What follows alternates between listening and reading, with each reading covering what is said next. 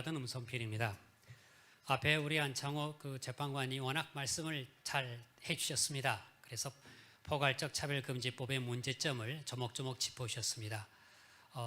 저는 거기 중복되지 않는 범위 내에서 좀 말씀드리도록 하겠습니다. 다소 좀 딱딱한 내용일지 모르겠습니다만은 나름대로 노력해 보겠습니다. 저는 헌법을 배우고 또 가르쳐오고 있습니다. 여기 제목은 나온 것처럼 포괄적 차별금지법에 대한 헌법적 평가가 되고요.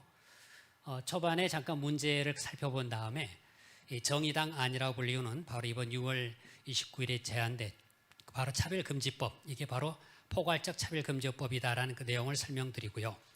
그 다음에 이러한 정의당 안에 대한 헌법적인 평가를 좀 말씀드리겠습니다. 네 가지 측면에서 하나하나 짚어가면서 말씀드리도록 하겠습니다. 바로 6월 29일이죠. 바로 이제 차별금지법이라는 이름을 가진 법률안이 정의당 국회의원을 중심으로 해서 이제 발의가 됐습니다. 모든 영역에서 합리적인 이유 없는 차별을 금지 예방하고 복합적으로 발생하는 차별을 효과적으로 다룰 수 있는 포괄적이고 실효성 있는 차별금지법을 제정함으로써 정치, 경제, 사회 모든 문화 영역에서 평등을 추구하는 헌법 이념을 실현하고 실효적인 차별 구제를 도모하고자 한, 아마 이러한 문헌 하나하나를 볼 때 다 좋아 보입니다. 왜냐하면 합리적 이유 없는 차별을 금지 예방하는 것, 특히 복합적으로 발생하는 차별을 효과적으로 다룰 수 있다는 아주 실효성 있는 이 법을 제정한다는 것이죠. 그렇지만 이거 하나하나 따져보게 되면 이 가지고 있는 위험성들이 뭔가를 아마 잘 아시게 될 겁니다. 바로 그 다음날 인권위는 평등 및 차별 금지에 관한 법률, 평등법이라 보통 부르는 이걸 제안했습니다. 사실 예전에 원래 국가인권위가 이 차별금지법이라는 이름으로 하려다가 이제 정의당 쪽에 넘겨주고 대신 이제 평등법이라는 이름으로 나오게 됐는데요. 이 법률안 내용은 거의 대동소이합니다. 앞으로 입법 과정에 서로 협력, 보완하겠다는 취지로 역할 분담을 하고 있습니다. 그래서 이 법안에 대해서 찬성하는 분들은 두 가지를 가지고 보통 설명합니다. 그래서 한쪽 법안에 문제가 제기되면 다른 법안으로 대신 또 설명해 나가곤 하는데요. 여기서 이제 하나하나 살펴보고자 합니다. 특히 차별금지법을 주로 보겠는데요. 오히려 인권위가 처음 2006년에 제안했던 것에 비하면 지금 정의당 안이 더 충실한 것을 알 수 있습니다. 헌법적 관점에서 검토를 하겠습니다. 이른바 이제 입법평가라고 부르게 되는데요. 국회에서 현재 진행되고 있는 입법에 대해서 동시에 진행한 데서 병행적 입법평가라고 부릅니다. 첫 번째 법률은 최상위 규범이자 근거 규범인 헌법에 위반돼서는 아니 됩니다. 당연한 내용이죠. 하나의 법률이 만들어지는 것은 그 하나만 판단해서는 안 됩니다. 헌법을 정점으로 하는 법 체계에 어떤 영향을 주는가를 보아야 됩니다. 새로운 법률이 만들어지는 건 진공 상태에 들어오질 않습니다. 기존의 나름대로의 통일성을 가진 법 체계에 들어오기 때문이죠. 그래서 법률은 헌법 구체화 규범인데요. 헌법과 그 속에 들어있는 가치를 구체적으로 구현합니다. 이때 다른 헌법적 원리와 가치를 침해하지 않도록 이른바 규범적 조화를 갖춰야만 합니다.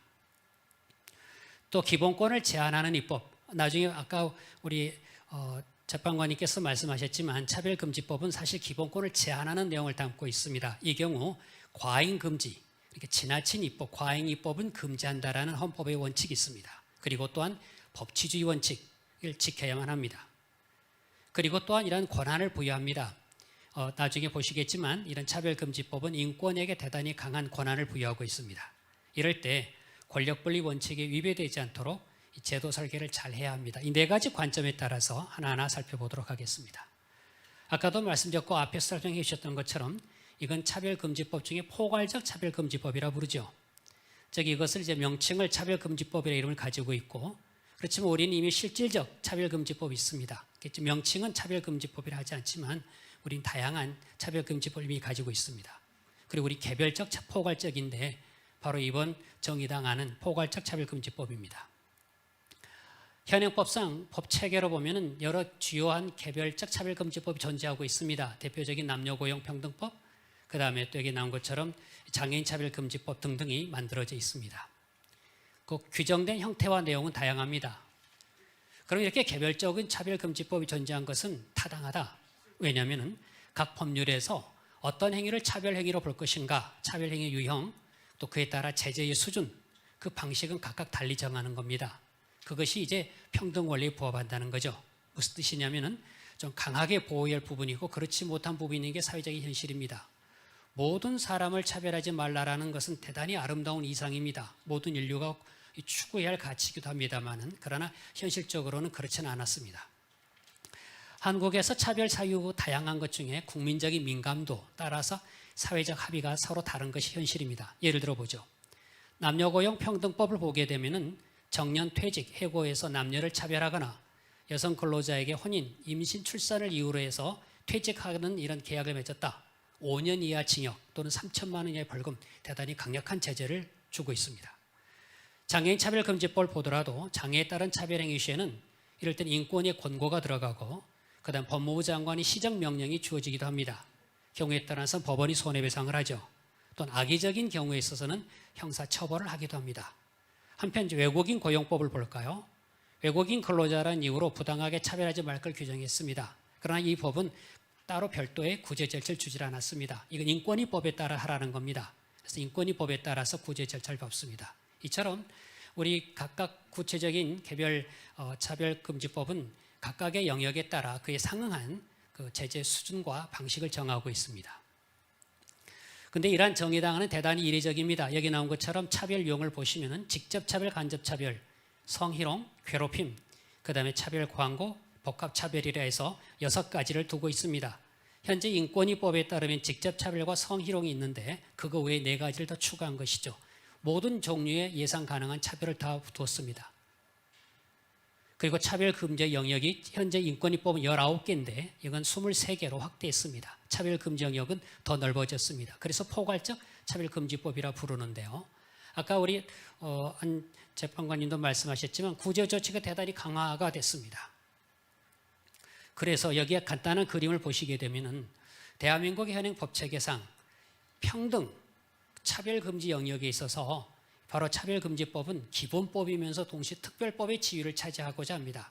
어떤 법이든 간에 기본법이면 기본법이지 기본법이면서 특별법인 경우는 극히 드문 사례입니다. 근데 이번 차별금지법이 그러한 강력한 지위를 차지하고 있습니다. 여기 보시게 되면은 차별 사유 영역에 보면은 오른쪽으로 갈수록 포괄적으로 되고 제재 부분은 위로 올라갈수록 강해집니다. 예컨대 아까 보여드렸던 외국인 고용법은 개별적인 그 영역 사항에 해당되지만 제재 정도가 약합니다. 여기 오른쪽에 보면은 또 몇 가지가 있는데 특히 인권위법을 보시게 되면은 어느 정도 이건 포괄적에 해당되면서 제재 정도가 한 좀 더 센 편이죠. 그러나 그보다 더 높은 걸 보시게 되면은 저 왼편 장애인 차별법 제재 정도가 강합니다. 그러나 개별적이죠. 남녀고용 평등법 제재 강하지만 완전히 포괄적이지는 않습니다. 하나 오른쪽 위에 보게 되면 우상 지점에 있는 바로 차별금지법은 정말 강력합니다. 포괄적인 사유에 포괄적인 제재가 들어간 이걸 바로 이제 만들겠다고 하는 겁니다. 그러면 이제 이 법안을 통하여서 평등의 세계가 열리는 길이 시작되었다라고 표현하기도 합니다. 물론 이 차별금지법으로 인하여서 정말 우리 모두가 문제되지 않는 차별이 나타나면 좋겠습니다만은 이 법의 내용을 보면은 의도와는 달리 너무 강력하더라라는 문제가 나타납니다. 헌법적인 평가를 보시죠. 첫째, 헌법상